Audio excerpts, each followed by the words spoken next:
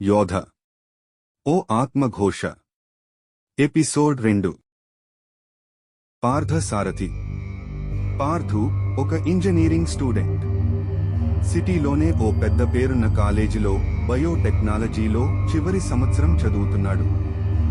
ఈ మూఢ నమ్మకాలు, ఆచారాలు అంటే పార్థుకి పడవు. దైవం, దెయ్యం అంటే అసలే లెక్క చేయడు. ఎంతైనా సైన్స్ స్టూడెంట్ కదా. కాలేజ్ అంటేనే చిన్న చిన్న గ్యాంగులు, కొన్ని కొట్లాటలు, వార్లు సహజం. మన పార్థు కూడా ఒక గ్యాంగ్ ఉంది మరి. పార్థుతో పాటు గోపాల్, విశాల్, అవేష్, గౌతమి, కృతి, ప్రియ, వీరంతా ఒక గ్యాంగ్. కాలేజీలో చేరినప్పటి నుండి మంచి ఫ్రెండ్స్ కూడా. పార్థు విషయానికి వస్తే ఆ గ్యాంగ్ లీడర్ అన్నమాటే కాని చాలా సౌమ్యుడు. ఏదైనా గొడవైతే కొట్లాటల వరకు పోనివ్వకుండా మాటలతో సర్ది చెప్పి అక్కడితో దాన్ని ముగించేలా చేస్తాడు. తన పని తాను చూసుకుంటూ అనవసరమైన విషయాలలో తలదూర్చని తత్వం. అందుకే పార్థు అంటే ఆ గ్యాంగ్లో మాత్రమే కాదు, కాలేజ్ అంతా ఒక మంచి అభిప్రాయం, గౌరవం కూడాను. కాని దెయ్యాలు, భూతాలు అంటూ ఎవరైనా తన దగ్గర తనకి నచ్చని ఆ మూఢనమ్మకాల గురించి మాట్లాడితే మాత్రం తనకి ఎక్కడ లేని కోపం వస్తుంది. దాన్ని కంట్రోల్ చేసుకుంటూనే తనకున్న విజ్ఞానంతోనే వారికి సమాధానమిస్తాడు. ఇక ఆ గ్యాంగ్లో మిగిలిన వాళ్లలో గోపాల్, గౌతమి, విశాల్, కృతి, అవేష్, ప్రియ ప్రేమ పక్షులు. పార్థు మాత్రం సింగిల్. తనని ప్రేమించే ఆడపక్షి దొరక్క కాదు. అప్పటికే ఆ కాలేజ్లో పార్థు గుణగణాలు నచ్చి తనకి చాలామందే ప్రపోజ్ చేసినా ఇలాంటి రిలేషన్స్ మీద తనకి పెద్దగా నమ్మకం లేక తను వాళ్లందరినీ రిజెక్ట్ చేశాడు. ప్రాజెక్ట్ వర్క్ దగ్గర పడుతుండడం, ఫైనల్ ఎగ్జామ్స్ కి ఇంకా 6 నెలలు టైం ఉండడంతో దానికి ముందు జరగబోయే ఫేర్వెల్ పార్టీ లీడ్ తీసుకునే వారి కోసం చర్చలు జరుగుతున్నాయి కాలేజీలో. అవి పార్థుకి అప్పగిస్తే బాగుంటుందని స్టూడెంట్స్ అండ్ మేనేజ్మెంట్ వారందరి ఆలోచన. ప్రతి కథలో హీరో ఉన్నట్టే విల్లన్ కూడా ఉంటాడుగా. తన పేరు విక్కీ. తనతో తిరిగే గ్యాంగ్ ఒక అల్లరిమూక. విక్కీ ఒక పేరు మోసిన ఎమ్మెల్యే కొడుకు కావడంతో కాలేజీలో తనేం చేసినా చెల్లుబాటే. ఆ కాలేజీలో తనకి అడ్డు చెప్పేవాళ్లు లేరు, మేనేజ్మెంట్ తో సహా. పొరపాటున ఎవరైనా అడ్డు చెప్పారో వాళ్ల పని అయిపోయినట్టే.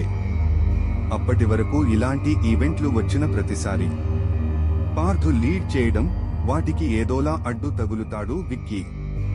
అలా విక్కీ అడ్డు తగులుకున్న ప్రతిసారి తనకున్న విజ్ఞానంతో తెలివిగా వాటిని చాలా సున్నితంగానే తిప్పికొట్టేవాడు పార్థు. ఈసారి చివరిగా జరగబోయే ఈ ఈవెంట్ ని కూడా తానే లీడ్ చేయాలని విక్కీ కోరిక. ఇదిలా ఉండగా ఆ రోజు లంచ్ బ్రేక్ లో విక్కీ బ్యాచ్ అంతా ఒక చోట కూర్చుని మాట్లాడుకుంటున్నారు. అరే, విక్కీ వాళ్ళ రిలేటివ్స్ కి సంబంధించిన ఒక గెస్ట్ హౌస్ ఉందట. అందులో దెయ్యాలు, భూతాలు, ప్రేత పిశాచాలు ఉన్నాయంట. అక్కడికి వెళ్లిన వాళ్లలో భయంతో చచ్చిపోయిన వాళ్లు కొందరైతే ఉండలేక పారిపోయిన వాళ్లు మరికొందరిని. అది గెస్ట్ హౌస్ కాదని, ఒక ఘోస్ట్ హౌస్ అని, అక్కడికి వెళ్లడమంటే ప్రాణాలతో చెలగాటమాడడమేనని నాకు విక్కీ చెప్పాడు. వాళ్లందరినీ మరింతగా భయపెడుతూ వాళ్లందరికీ ఆ గెస్ట్ హౌస్ గురించి వివరించి చెప్తుంటాడు విక్కీ ఫ్రెండ్ ఒకడు.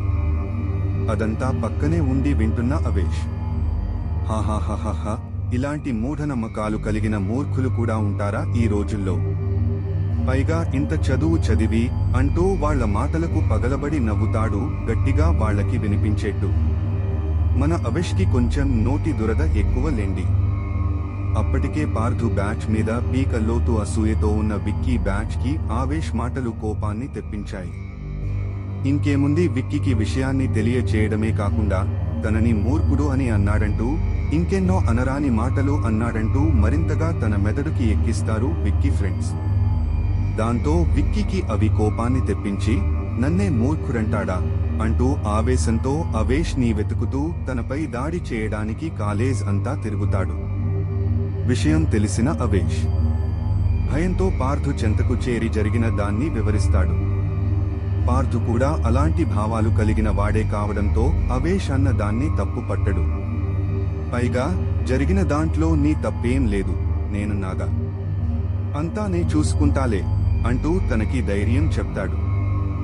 ఇంతలో అక్కడికి వచ్చిన విక్కీ అవేష్ ని చూసి కోపంతో ఊగిపోతూ, కాలేజీలో అందరూ గుమిగూడి చూస్తుండగానే నన్నే మూర్ఖుడంటావా?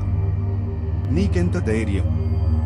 రారా, ధైర్యముంటే ఇప్పుడు నా ముందు కుయ్యి, ఇందాక నువ్వు కూడిన కూతలు అంటూ తనపై దాడి చేయడానికి ప్రయత్నిస్తుంటే దానికి పార్థు అడ్డుపడి, తనన్న దాంట్లో తప్పేముంది, ఇంత చదువుకుని కూడా ఆ మూఢ నమ్మకాలను గుడ్డిగా నమ్మితే మూర్ఖులనే అంటారుగా అంటూ అవేష్ ని వెనకేసుకొస్తాడు.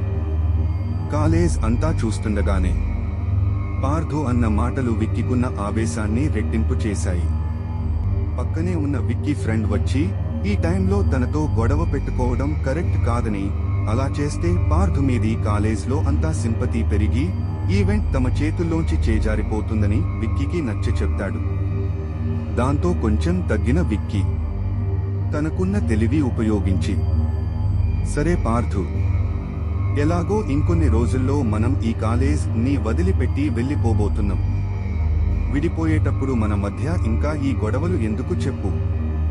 నువ్వసలు దెయ్యాలకి భూతాలకి భయపడనని మూఢనమ్మకాలు, మూర్ఖుడు అంటూ నన్ను ఇంతమంది ముందు హేళన చేశావు కాబట్టి నిజంగా నీకంత ధైర్యమే ఉంటే ఒక వారం రోజుల పాటు ఆ గెస్ట్ హౌస్ లో నీతో తిరిగే నీ బ్యాచ్ తో ఉండి, అందులో ఏమీ లేదని, నేను చెప్పిందంతా ఒట్టి అపోహలేనని నిరూపించు.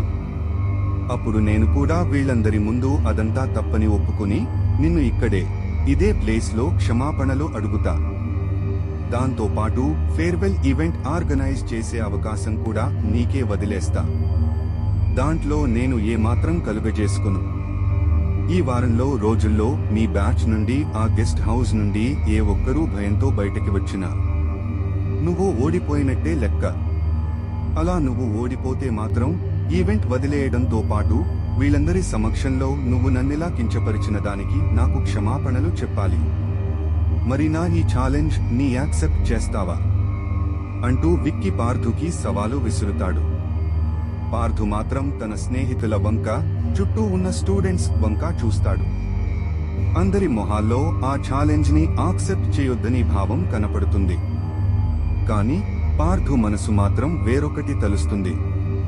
ఇప్పుడీ ఛాలెంజ్ తీసుకోకపోతే అందరి దృష్టిలో తను ఓడిపోయినట్టే మాత్రమే కాదు, వాళ్లల్లో ధైర్యం నింపడంలో కూడా విఫలమైనట్టు భావిస్తాడు పార్థు. అది వీళ్ల గుడ్డి నమ్మకాలకు ఆయువు పోసినట్టే. అందుకే ఎలాగైనా వీళ్లకున్న ఈ మూఢనమ్మకాలను పోగొట్టాలనే ఉద్దేశ్యంతో విక్కీ ఛాలెంజ్ ని యాక్సెప్ట్ చేస్తాడు పార్థు. ఆ ఛాలెంజ్ ని యాక్సెప్ట్ చేసిన పార్థు అండ్ అతని స్నేహితులు ఆ గెస్ట్ హౌస్ లో దెయ్యాలు భూతాలు లేవని నిరూపించగలిగారా? లేక విక్కీ చెప్పినట్టుగానే అక్కడ వాటికి భయపడి మధ్యలోనే వచ్చేశారా? అసలు ఆ గెస్ట్ హౌస్ లో వాళ్ళు ఎలాంటి ఇబ్బందులు ఎదుర్కొన్నారు? మంకు పట్టుదలతో ఉన్న పార్థుకి అతని స్నేహితులు సహకరించారా? తర్వాత పార్ట్లో చూడండి. వీక్షించినందుకు ధన్యవాదాలు. తరువాయి భాగం రేపు వస్తుంది. సబ్స్క్రైబ్ చేసుకుని వేచి ఉండండి.